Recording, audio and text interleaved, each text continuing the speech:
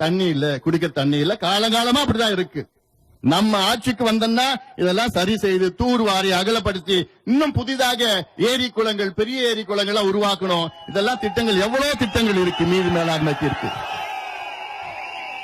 இவ்வளவு காலமா இந்த 50 ஆண்டு காலம் திமுக அண்ணா திமுக நாசப்படுத்திட்டாங்க, இந்த மண்ணை நாசப்படுத்திட்டாங்க. ஏரி தூர்ந்து போச்சு. 40 ஆண்டுகளாக இந்த மாவட்டத்தில் ஏரி குளங்களை தூர்வாரல, 40 ஆண்டுகளாக. அது மட்டும் இல்ல, இந்த ஆத்த காலி பண்ணிட்டாங்க, நாசப்படுத்தாங்க. ஒண்ணுமே கிடையாது, இல்ல மண்ணு கூட கிடையாது, இப்போ இல்ல, எல்லாமே தடுப்பணை கட்டிட்டு இருக்காங்க. அதுக்காக தான் எங்களுக்கெல்லாம் தாங்க முடியல. அநீதி நடக்குது. அங்க அநீதி நடந்தா முதல்ல குரல் கொடுத்தது பாட்டாளி மக்கள் கட்சி ஐயாவும் தான், வேற யாரும் கிடையாது. நம்ம சொன்னதுக்கு அப்புறம், நம்ம அறிக்கை விட்டதுக்கு அப்புறம் திமுக செயல் தலைவர் ஒருத்தர் இருக்கார், அவர் அதை பார்த்து காப்பி அடிப்பார். ஓஹோ, ஐயா அறிக்கை வந்துடுச்சா, அன்புமணி அறிக்கை வந்துச்சா, காப்பி அடிச்சு அவர் அறிக்கை விட்டு அன்னைக்கே விட்டார்னா அவர் அறிக்கை 4 பக்கம் போடுவாங்க. நம்ம அறிக்கை ஒரு சின்னதா ஒரு மெலிசான் போடுவாங்க பேப்பர்ல. நம்ம மூளை, நம்முடைய திட்டம். ஆனா அதை காப்பி அடிச்சு அவங்களுக்கு பெருசா போட்டு விட்டுறாங்க. இதான் நடக்குதா? மக்கள் எல்லாம் நீங்க விழித்துக் கொள்ளுங்கள். இங்க தம்பிங்க ஏராளமா வந்திருக்கீங்க. என் தம்பிங்க, நாங்க இது அடையாள போராட்டம், அமைதியான போராட்டம், அறவழி போராட்டம். அடுத்த போராட்டம் எப்படி இருக்கும் என்னால சொல்ல முடியாது. ஆனா ஒண்ணு என் தம்பிகளை கட்டுப்படுத்த முடியாது. ஏன்னா இது நம்முடைய வாழ்வாதார பிரச்சனை. இது சாதாரண பிரச்சனை கிடையாது. இது வாழ்வாதார பிரச்சனை, குடிநீர் பிரச்சனை, விவசாயிகள் பிரச்சனை. இது சும்மா விட போறது கிடையாது. தண்ணி வரது யாராவது தடுத்தாங்கன்னா நாங்க சும்மா இருக்க மாட்டோம்.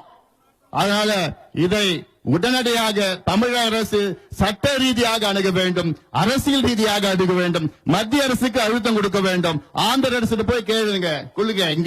இங்க இருக்கிற பெரிய பாதிப்பு இந்த மாவட்ட மக்களுக்கு இருக்கு, மிகப்பெரிய பிரச்சனை இருக்கு. அதற்கு இந்த ஆத்துல தயவு செய்து கட்டாதீங்க. இப்படிதான் பாலாத்தை விட்டுட்டோம். பாலாறு ஒரு காலத்துல பால் போன்ற ஆறு, அப்படி பொங்கி ஓடிச்சு அந்த ஆறு. இன்னைக்கு அதுல மணல் கூட கிடையாது.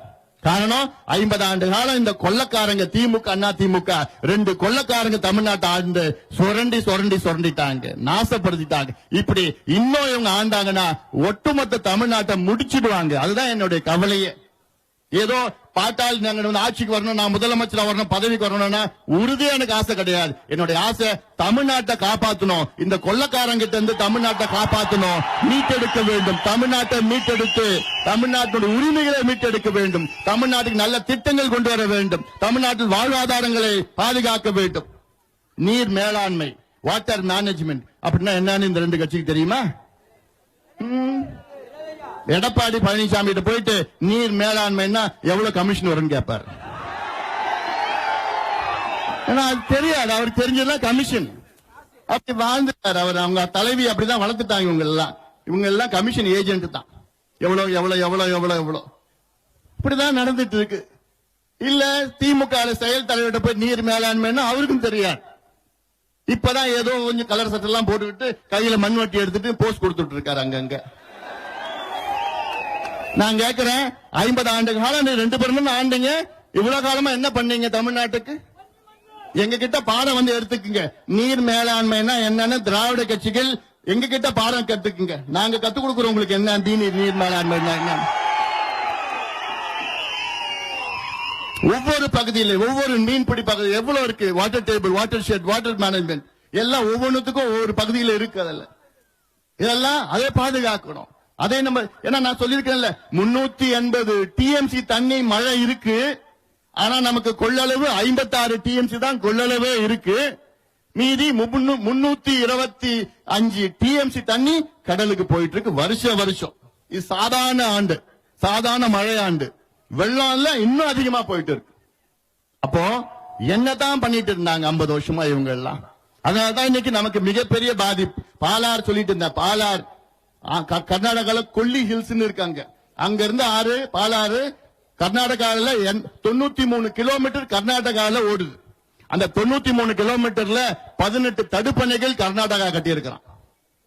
அதே ஆறு ஆந்திராவில் 32 கிலோமீட்டர் ஓடுது. 32 கிலோமீட்டர்